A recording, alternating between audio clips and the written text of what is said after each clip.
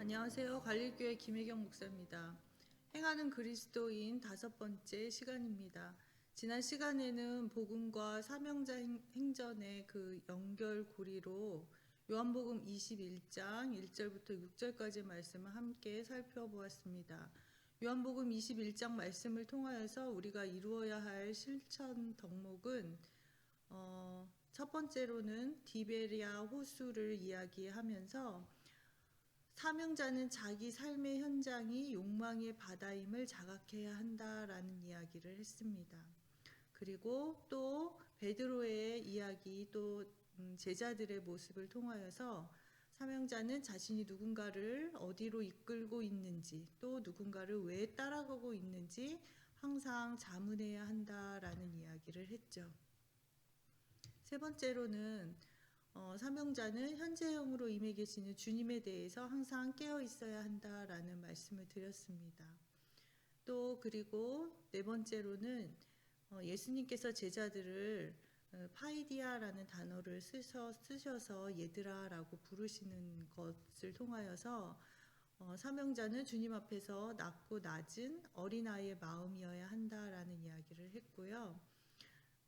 또 사명자는 그물이 찢어지면 안 된다라는 이야기를 드리면서 그 제자들이 잡은 물고기는 그냥 단순한 물고기가 아니라 예수 그리스도이심을, 그래서 예수 그리스도가 함께 하셔야 그 그물이 찢어지지 않게 된다라는 그런 이야기를 함께 나누었습니다. 오늘은 그 두 번째 시간 요한복음 21장 7절부터 14절까지 말씀을 함께 살펴보도록 하겠습니다. 복음과 사명자 행전의 연결고리 두 번째로 7절 말씀 함께 보겠습니다. 7절 말씀에는 예수께서 사랑하시는 그 제자가 베드로에게 이르되 주님이시라 하니 시몬 베드로가 벗고 있다가 주님이라 하는 말을 듣고 겉옷을 두른 후에 바다로 뛰어내리더라 라는 말씀입니다.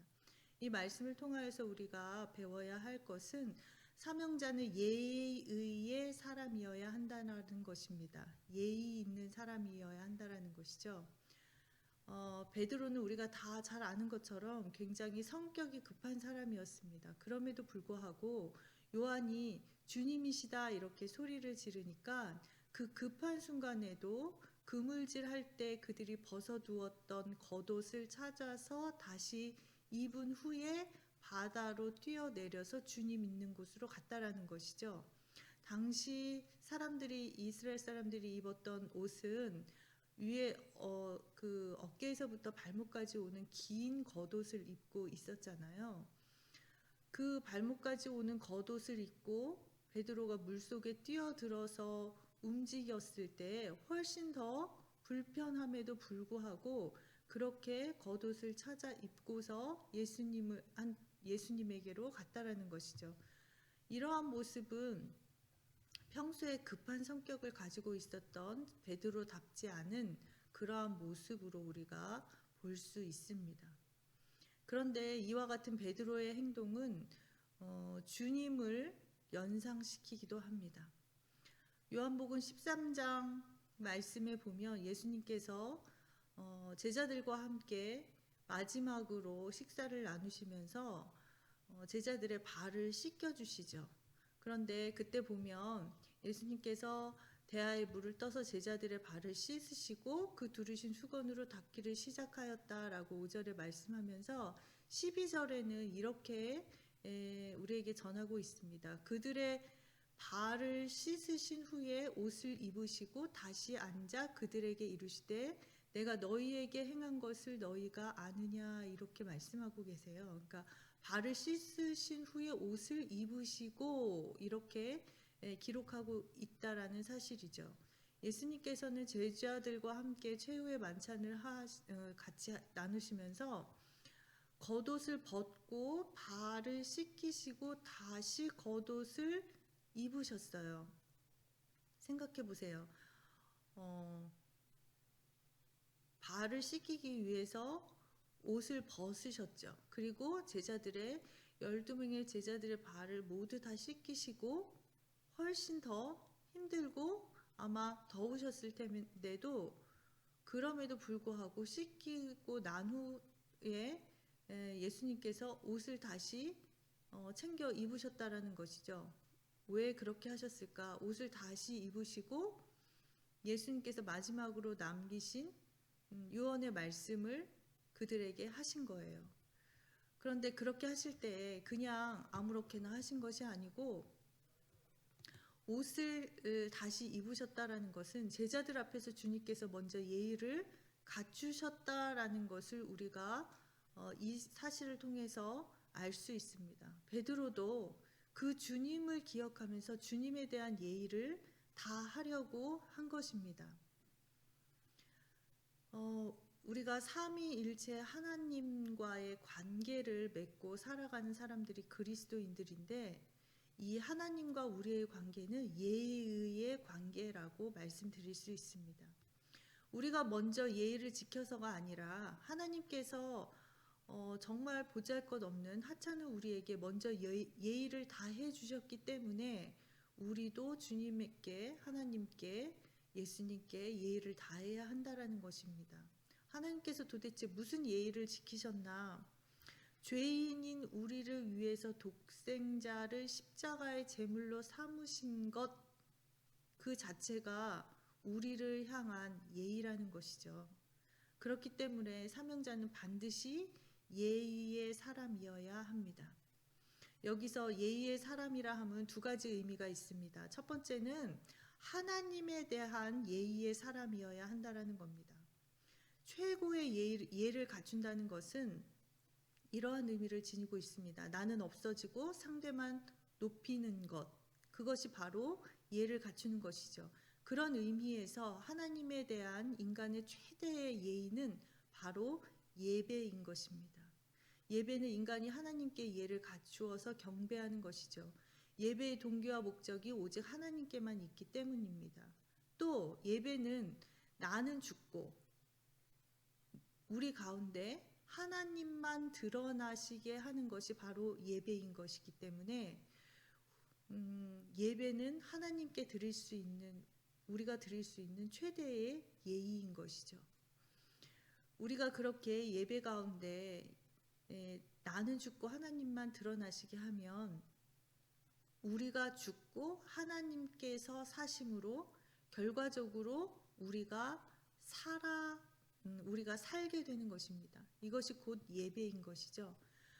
그렇기 때문에 사명자와 예배는 불가분의 관계에 있고 사명자는 하나님에 대한 예의의 사람이기 때문에 예배의 사람일 수밖에 없고 또 이렇게 예배를 통해서만 사명자로 더 단단하게 세워질 수 있는 것입니다. 만약 지금 사명으로 바빠서 동분서주하느라고 예배를 소홀히 할 수밖에 없다면 그것은 자기를 위한 사명자일 뿐인 것이지 하나님을 위한 하나님의 사명자는 아니다라고 말씀드릴 수 있습니다. 그렇기 때문에 우리는 하나님에 대해서 예의를 지켜야 하고 또 그것을 행할 수 있는 가장 좋은 것은 바로 예배의 사람이 되는 것입니다. 두 번째로 예의의 사람이 되라라는 두 의미는 인간에 대해서 예의의 사람이어야 한다라는 것입니다. 우리는 인간에 대해서 무례한 예수님을 상상할 수 없습니다. 성경은 원래 헬라어, 또 히브리어 이런 걸로 쓰여졌다가 라틴어, 또 영어, 프랑스어, 우리나라 말은 특별히 한자어, 중국어 이렇게를 통하여서 우리나라 말로 번역이 되고 그런 과정을 거쳤는데 그 헬라어나 영어나 프랑스어 이런 말에는 존댓말이 없죠. 그래서 우리나라 말로 번역하는 과정에 있어서 그것을 그냥 존댓말 없이 그렇게 번역이 되었다라고 우리가 볼 수 있습니다. 그런데 한글 성경이 예수님의 말씀을 우리말로 번역할 때 그렇게 예수님께서 반말로 하신 것처럼 번역한 것은 큰 실수가 아닐 수 없습니다. 하나님의 아들이시면서 말구유에서 태어나실 정도로 겸손하신 분이 모든 사람에게 반말을 하셨다라는 사실, 아마 그럴 리가 없을 거라는 거죠. 제자들에게도 이렇게 예의를 지켜서 겉옷을 찾아 입으신 예수님이 계속해서 사람들에게 그렇게 권위적으로 또 반말로 그렇게 이야기했을 리가 없다라는 겁니다. 우리가 사도들을 잠깐 생각해 보면, 만약 베드로와 사도 바울도 이렇게 무례한 사람이었다라고 한다면 그들을 통한 복음의 전도는 성공하지 못했을 것입니다. 그래서 요한 하인리히 아놀드라는 사람은 이런 말을 했다고 해요. 100마디의 성경 구절을 전하는 것보다 예의 범절을 다하는 것이 더 확실한 전도다라는 말을 남겼다고 합니다. 내가 무례하면 내가 전하는 그리스도도 무례하게 비칠 것이고, 그런 나를 통해서 주님은 역사하실 수 없다라는 사실입니다. 그래서 내가 사명자로 살기로 그렇게 원한다면 나는 반드시 예의를 가지신 주님을 본받아서 지금부터 모든 사람에 대해서 예의를 지키는 사람으로 살기 시작해야 합니다. 그래서 첫 번째는 사명자는 예의의 사람이어야 한다라는 그러한 7절 말씀을 통하여서 우리가 그런 것을 배울 수 있습니다. 두 번째는 8절과 9절의 말씀입니다. 다른 제자들은 육지에서 거리가 불과 한 50칸쯤 되므로 작은 배를 타고 물고기 같은 그물을 끌고 와서 육지에 올라보니 숯불이 있는데 그 위에 생선이 놓였고 떡도 있더라. 예수님께서 제자들을 위하여서 그렇게 아침을 준비해 놓고 계셨다라는 것을 말씀은 우리에게 전하고 있습니다. 이 말씀을 통하여서, 예수님의 그 모습을 통하여서 우리가 배울 수 있는 것은 사명자의 사명감은 배신감을 압도해야 한다라는 겁니다. 말이 너무 어렵죠? 사명감이 배신감보다 훨씬 더 커야 한다라는 거예요. 누가 나에 대해서 배신감이 들도록 그렇게 행동해도 하나님께서 내게 주신 사명감이 더 크기 때문에 그것을, 배신감을 사명감으로 덮을 수 있어야 한다라는 것이죠.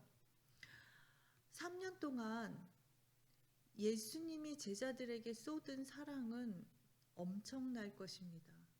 그럼에도 불구하고 가룟 유다는 예수님을 배신했죠. 또 나머지 제자들은 십자가에 예수님 앞에서 모두 도망갔습니다. 그리고 다락방에 숨어 있기도 했고, 베드로는 특별히 예수님을 부인하고 저주하기까지 했죠. 그리고 부활의 주님을 믿지 못하고 제자들은 다락방에서 그렇게 숨어 있었습니다. 예수님은 또 까맣게 잊어버리고, 갈릴리에서 만나자는 그 약속도 잊어버리고, 욕망의 바다에서 그물질하고, 또 거기에 계신 주님을 알아보지도 못하고 과거의 주님으로 그들은 망각하고 있었습니다. 이러한 모든 행동들을 살펴볼 때 이러한 제자들의 모습에서 주님은 제자들에 대해서 배신감을 충분히 느끼셨을 수 있는 것이죠. 그래서 그 배신감 때문에 제자들과 결별한다고 해도 누가 뭐라고 할 수 없었을 것입니다. 그러나 주님께서는 제자들에 대한 배신감으로 그들에게서 돌아서지 않으셨습니다. 주님은 그 한심한 제자들을 위해서 아침을 준비해 놓으신 것이죠. 밤을 세워서 그들이 헛그물질만 하고 온 제자들을 위해서 생선과 빵을 준비하셨다라는 겁니다. 이것은 그들을 당신의 제자로 바로 세우시려는 그 주님의 사명감이 제자들이 보여준 그 행동으로 인한 배신감보다 훨씬 더 컸기 때문에 가능한 일이었다라는 것이죠. 그래서 사명감이 배신감을 압도했다라는 표현으로 책을 쓰신 목사님께서는 그렇게 표현을 하셨습니다. 마태복음 26장에 보면 예수님께서 십자가를 지시기 전에 겟세마네 동산에 올라가셔서 기도하시는 장면이 있습니다. 그렇게 기도하러 올라가실 때 제자들에게 당신을 위해서 기도를 부탁하시고 올라가셨죠. 그런데 내려와 보셨을 때에는 제자들은 잠들어 있었어요. 그럼에도 불구하고 예수님께서는 그들에게 배신감을 느끼셨지만 그 배신감에 무너지지 않으셨습니다. 그래서 41절에 보면 시험에 들지 않게 깨어 기도하라 이렇게 말씀하시면서 마음이 원이로되 육신이 약하도다 이렇게 말씀하셨잖아요. 이것은 바로 제자들의 약함을 이해하셨다라는 겁니다. 또 모세를 잠깐 살펴보면 모세가 시내산에 올라가서 십계명을 받고 내려왔을 때 이스라엘 백성들이 금송아지를 만들어서 그렇게 하나님이라고 그 금송아지 절하고 예배하는 모습을 보고 모세는 굉장히 배신감을 느끼고 굉장히 화를 많이 냈습니다. 그럼에도 불구하고 그러한 사실들로 인하여서 하나님께서 출애굽기 32장 말씀에 보면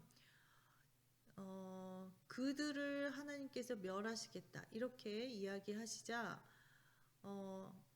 모세가 하나님께 이렇게 말하는 장면이 있습니다. 이 백성이 자기들을 위하여 금신을 만들어 싸우니 큰 죄를 범하였나이다. 그러나 이제 그들의 죄를 사하시옵소서. 그렇지 아니하시오면 원하건대 주께서 기록하신 책에서 내 이름을 지워버려 주옵소서.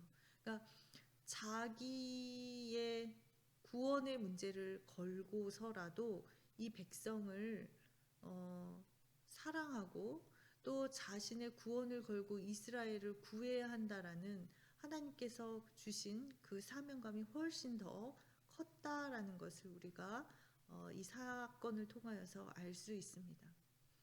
사명자도 사람이기 때문에 아예 배신감을 느끼지 않을 수는 없습니다.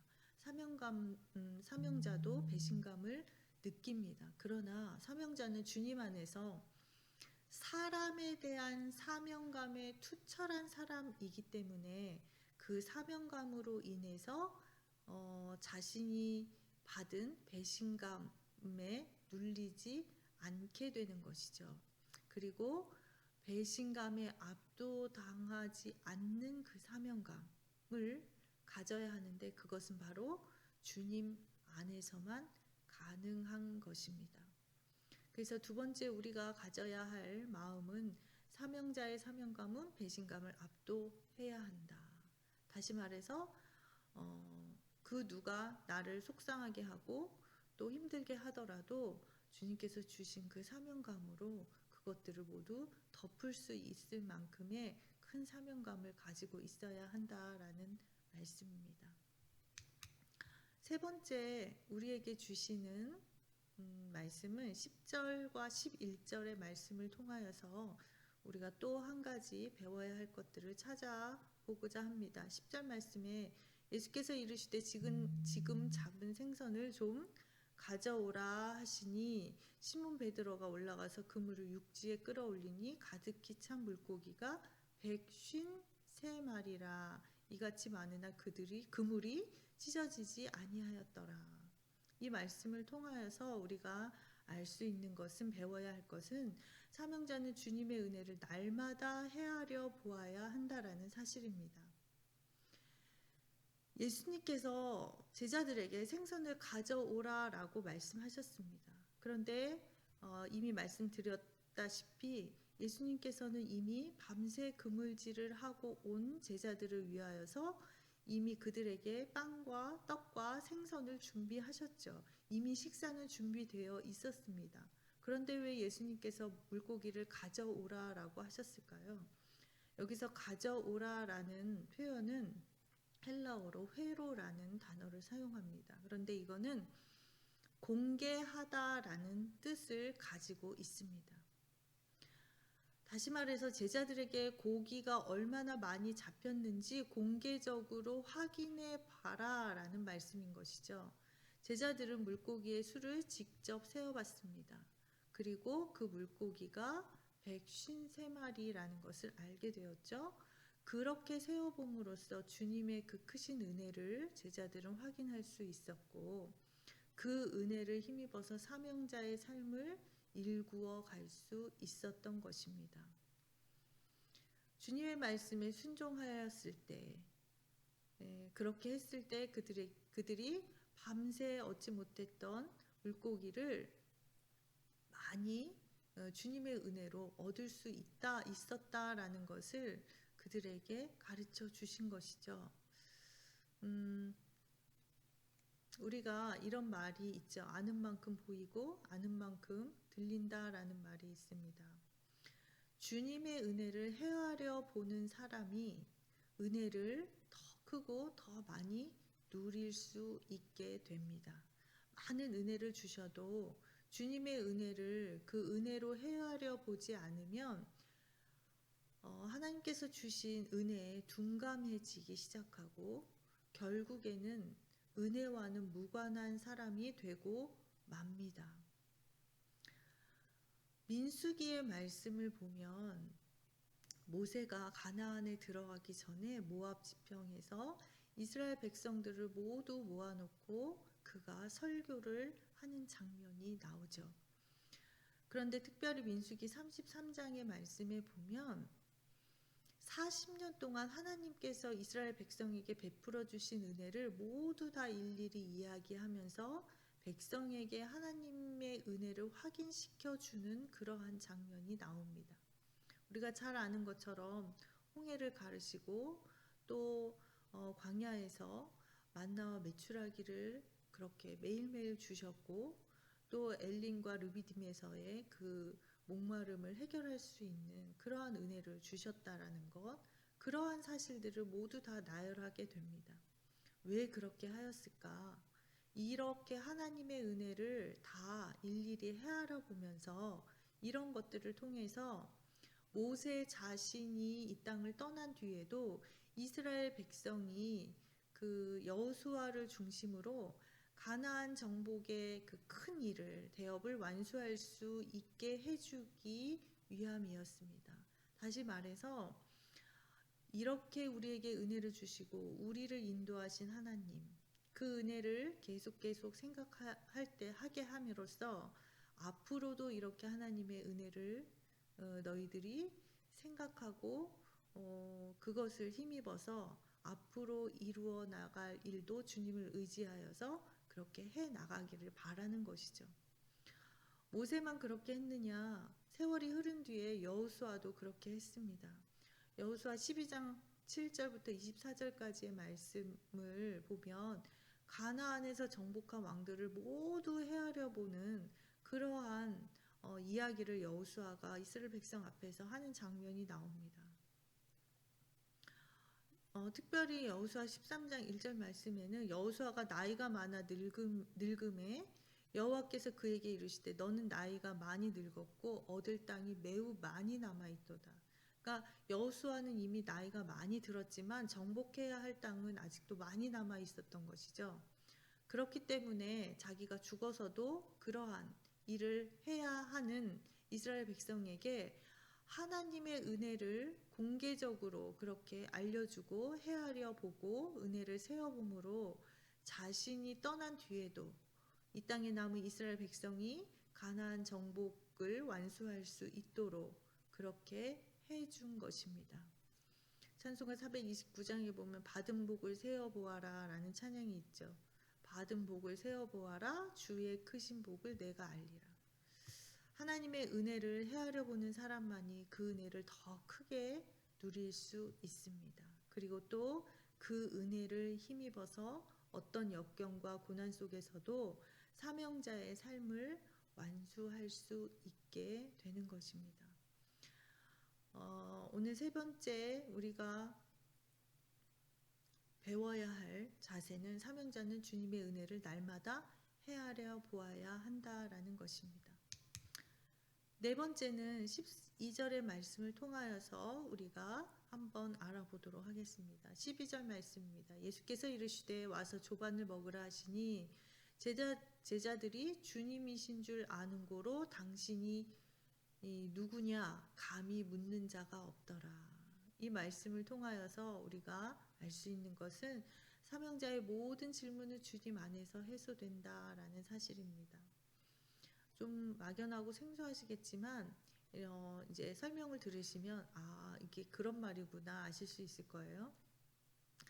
밤새 그물질을 한 제자들은 아마도 여러 가지 생각으로 복잡했을 거예요. 회의도 들고 번민이 가득했을 것입니다. 3년 동안 내가 처자식을 버리고 도대체 무엇을 한 것인가? 3년이라는 시간을 내가 허비한 것은 아닌가? 3년 동안 쫓아다녔던 예수라는 사람은 진짜 하나님의 아들인가? 인간이 하나님의 아들일 수 있을까? 진짜 길이고 진리고 생명이 되시는 분인가? 이렇게 계속 꼬리에 꼬리를 무는 질문들이 그들의 머릿속에 계속 이어졌을 것입니다. 그러나 그물질을 끝내고 나온 제자들 가운데 주님께서 나와서 이것을 먹으라고 하셨을 때에 제자들이 주님을 보고서 그 누구도 주님을 향해서 당신이 누구냐고 묻는 자가 없었다라고 12절 말씀은 우리에게 전하고 있습니다. 12절 말씀에 주님의 정체에 대해서 감히 묻는 자가 없었다 이렇게 적혀 있는데 여기서 감히라는 말은 구태여라는 의미도 있는 것입니다. 구태여 물을 필요가 없었다라는 것이죠. 질문할 필요를 느끼지 못했다라는 것입니다. 왜 그러냐? 제자들이 주님이신지 아는 고로 라고 우리에게 이미 가르쳐 주고 있죠. 여기서 알다라는 것은 헬라어의 원어는 보다라는 의미를 가지고 있습니다. 주님을 직접 뵙는 순간 그들의 마음속에 많은 질문이 모두 사라져 버렸기 때문입니다. 주님을 보는 순간 예수님은 정말 부활하신 하나님의 아들이시구나. 그동안 말했던 것, 예수님께서 하셨던 모든 행동들이 다 이제는 이해가 되는 것이죠. 사람이 어디에 나의 시선을 두고 고정하고 살아가느냐 하는 것은 매우 중요합니다. 눈으로 보는 것이 우리의 마음에 담기고 마음에 담긴 것이 우리를 지배하기 때문이죠. 우리의 시선이 예수 그리스도를 향해 있을 때에만 우리는 그리스도인이다 라고 C.S. 루이스는 이렇게 말했습니다. 우리의 시선이 주 예수 그리스도를 향해 있을 때에만 우리는 그리스도인이다. 당군교 교주였던 분이 예수를 믿게 되었습니다. 그가 당군교 교주가 되면서 무엇을 만들었을까요? 당군의 초상화를 그려서 그들의 제단 앞에 두었겠죠.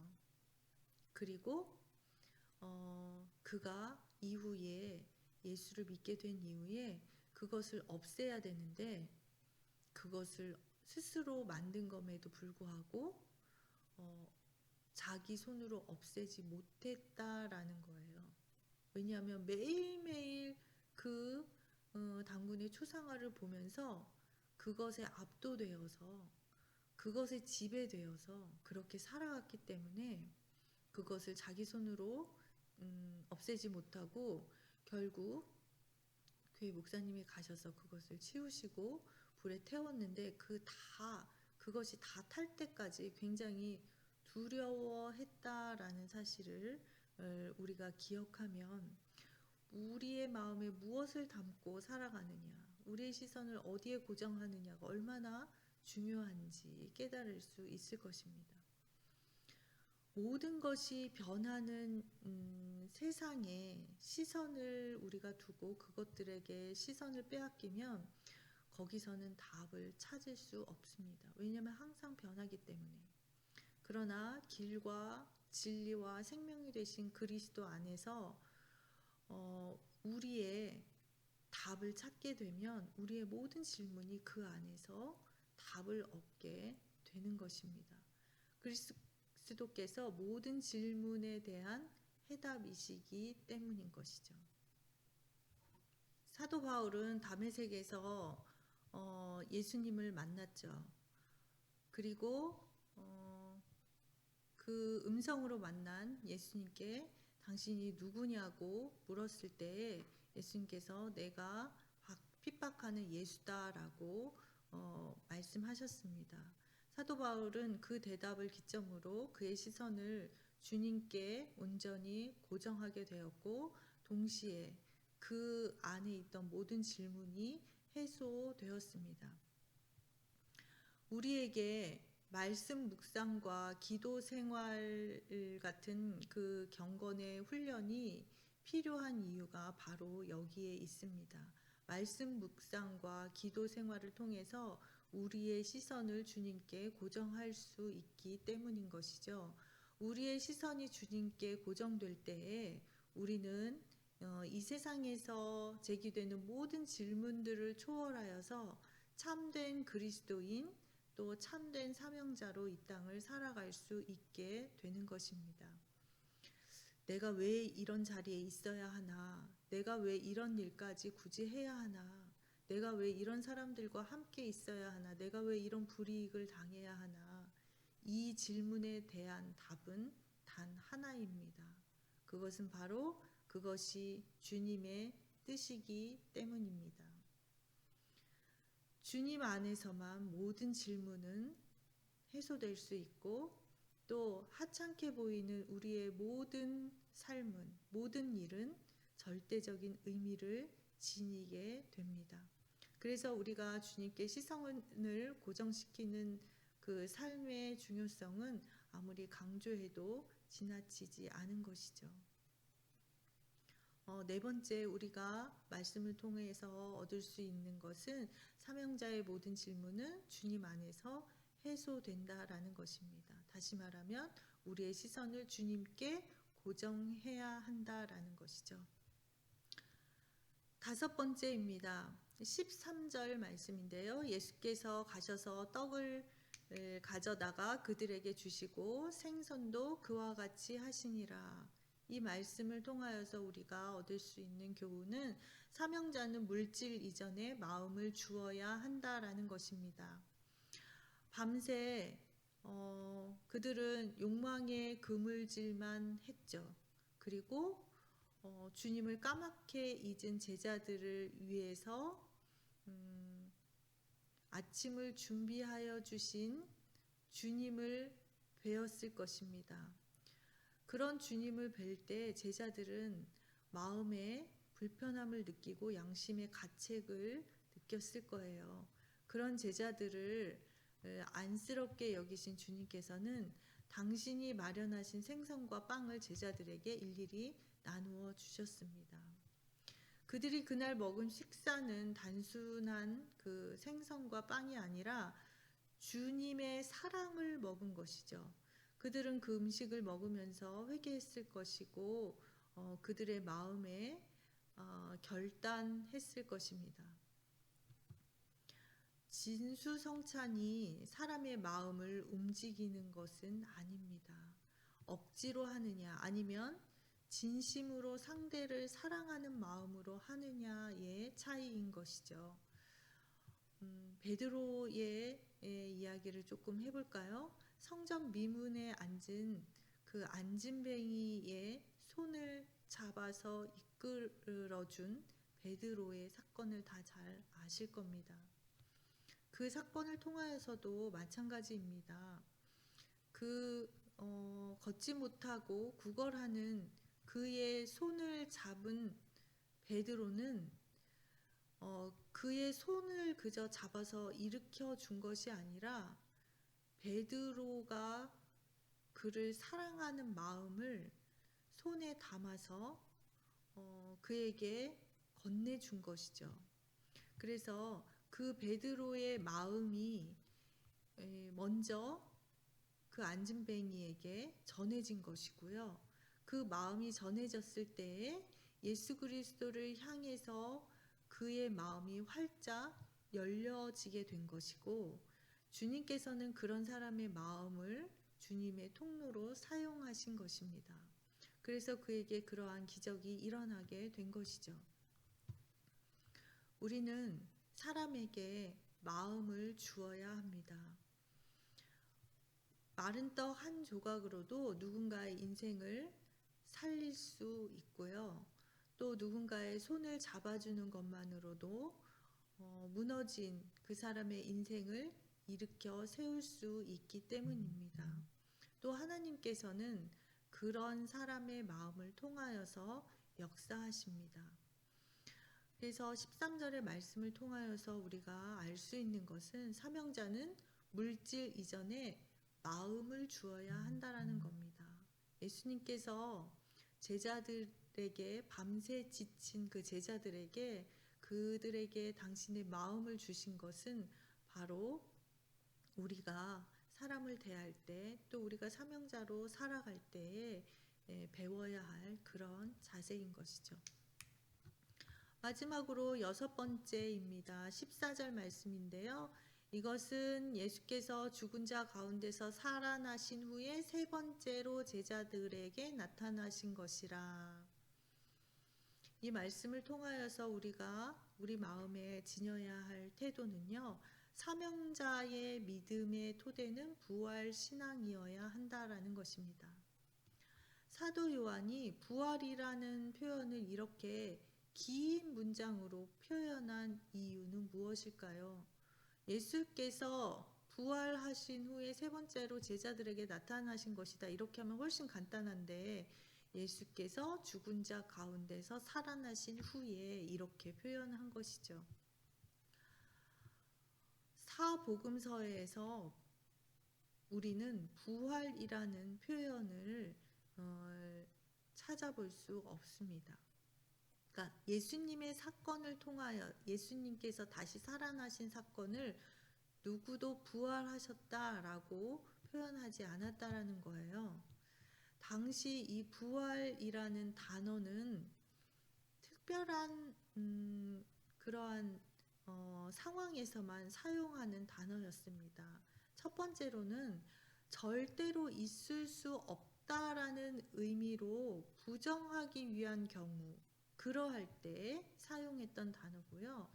또 한 가지는 현실과 동떨어진 그 어떤 전설이나 또는 신화 속의 이야기라는 것을 나타내기 위한 경우에 사용하는 단어였습니다. 그렇기 때문에 만약에 복음서에서 예수님께서 부활하셨다라고 그렇게 표현을 했다면 예수님의 부활은 진짜 거짓말이거나 허황된 전설이나 신화로 받아들여졌을 거라는 거죠. 그래서 복음서의 기자들은 부활을 다르게 표현하였습니다. 복음서에 나타난 부활이라는 표현은 대표적으로 두 가지가 있습니다. 그가 살아나셨다.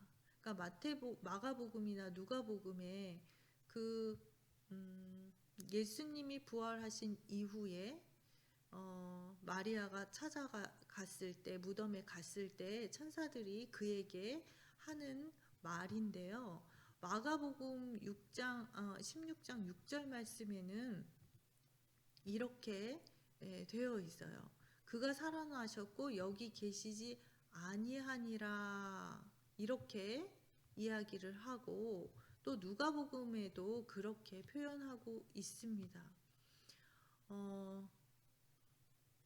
어찌하여 살아있는 자를 죽은 자 가운데서 찾느냐 여기 계시지 않고 살아나셨느니라 이렇게 말씀하고 있습니다. 또 한 가지의 표현은 우리가 잘 알고 있는 건데요. 죽은 자 가운데서 살아나셨다라는 표현으로 예수님의 부활을 그렇게 나타내고 있습니다. 특별히 마태복음 28장 6절과 7절 말씀에 똑같은 사건을 그들이 이렇게 다른 말로 표현하고 있습니다. 천사가 그렇게 이야기하는 것이죠.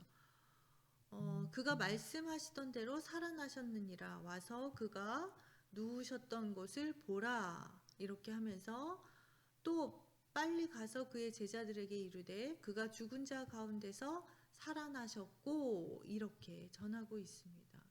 또 오늘 우리가 읽은 말씀, 지금 읽은 말씀 요한복음 21장 14절 말씀은 이것은 예수께서 죽은 자 가운데서 살아나신 후에 세 번째로 제자들에게 나타나신 것이라.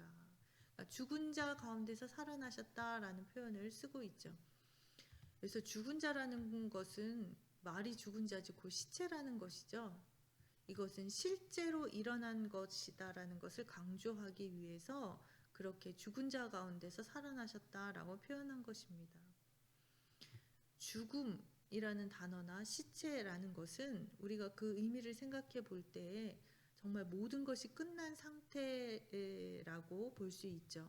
그래서 그러한 의미로 볼 때에 죽음이나 시체라는 단어는 절망 또는 체념 이런 것과 동의어로도 생각해 볼 수 있습니다.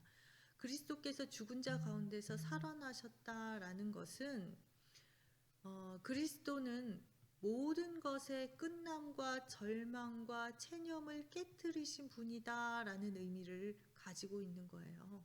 그래서 그리스도 안에서는 죽음도 끝이 아니라 끝나는 것이 아니라 새로운 시작이고 또 절망이나 그런 체념이 아니라 새로운 희망이고 기회이다라는 의미입니다.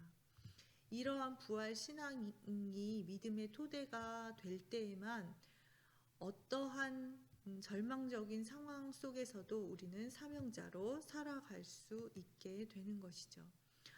사도행전 13장에 보면 사도 바울이 처음으로 그가 사도로서 공식적으로 하는 설교의 장면이 나옵니다. 그런데 사도 바울이 그 설교 내용에 있어서 가장 중요한 핵심은 다시 썩음을 당하지 않으시는 예수님에 대해서 그가 전하고 있습니다. 다시 말해서 그리스도께서 부활하셨다. 예수님의 부활에 대해서 부활하신 예수 그리스도에 대해서 그가 전하고 있습니다. 거기에 보면 다윗은 당시에 하나님의 뜻을 따라 섬기다가 잠들어 그 조상들과 함께 묻혀 썩음을 당하였으되 하나님께서 살리신 이는 썩음을 당하지 아니하였으니 이렇게 예수 그리스도를 설교하고 있습니다. 예수 그리스도가 살아나심으로 예수님의 육체는 썩지 않은 것이죠. 이것은 특별한 의미를 가지고 있습니다. 예수님은 그래서 다시 살아나셔서 지금도 우리와 함께 하시고 영원히 함께 하시잖아요. 그래서 예수님께서 살아나셨다라는 것은 예수님의 육체가 썩지 않으셨다. 예수님께서 부활하셨다라는 것은 그리스도의 말씀 또 예수 그리스도의 사역 예수님의 뜻 이것이 영원히 썩지 않는다라는 의미입니다. 그래서 우리도 그분 안에 있으면 우리의 생명뿐만 아니라 예수님을 위한 우리의 모든 뜻도 영원히 썩지 않는 것이죠. 사도들은 이미 죽었죠. 그렇지만 그들이 이 땅에서 이루고자 하는 뜻, 복음을 전파하고 이 땅에 교회가 세워지는 것들, 하나님의 나라가 확장되어져 나가는 것들, 그들의 뜻은 지금도 썩지 않고 지금도 열매가 맺고 있는 것이 바로 이러한 이유 때문입니다. 우리가 부활 신앙을 믿음의 토대로 삼고 있는 한 우리의 뜻이 지금 빛을 보지 못해도 그 주님의 영원 속에서 대를 이어가면서 반드시 열매를 맺게 될 것입니다. 사도들 또 예수님은 지금 여기 계시지 않고 그 많은 사도들이 그 많은 일을 하고 특별히 사도 바울은 고난을 그렇게 당하면서 그렇게 순교하면서 하늘나라로 갔지만 이 땅에 없지만 그가 이루었던 그가 가졌던 생각, 그가 가졌던 하나님의 사명, 또 이 땅에서 전했던 그러한 복음들, 그 모든 것들, 예수 그리스도의 말씀, 하나님의 뜻, 그가 품었던 그 모든 것들이 아직도 이 땅에 이어지고 있는 사실을 보면 예수님의 그 부활 신앙을 우리가 갖고 있는 것이 얼마나 중요한지 깨달을 수 있을 것입니다. 그래서 사명자는 반드시 믿음의 그 사명자의 믿음의 토대는 부활 신앙이어야 한다라고 말씀드립니다. 오늘은 요한복음 21장 7절부터 14절의 말씀을 통해서 6가지에 대해서 살펴보았습니다. 첫 번째는 사명자는 예의의 사람이 되어야 한다. 또 두 번째는 사명감이 내가 당할 수 있는 배신감을 압도해야 한다. 매일 밤 주님의 은혜를 반드시 헤아려 보아야 한다.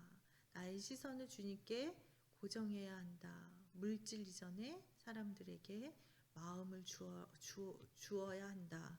또 부활의 신앙의 토대 위에 서야 한다라는 것이 우리에게 주시는 실천의 덕목들이었습니다. 다음 시간에는 요한복음 21장 15절부터 24절까지의 말씀을 함께 살펴보도록 하겠습니다. 한 주간 평안하십시오. 감사합니다.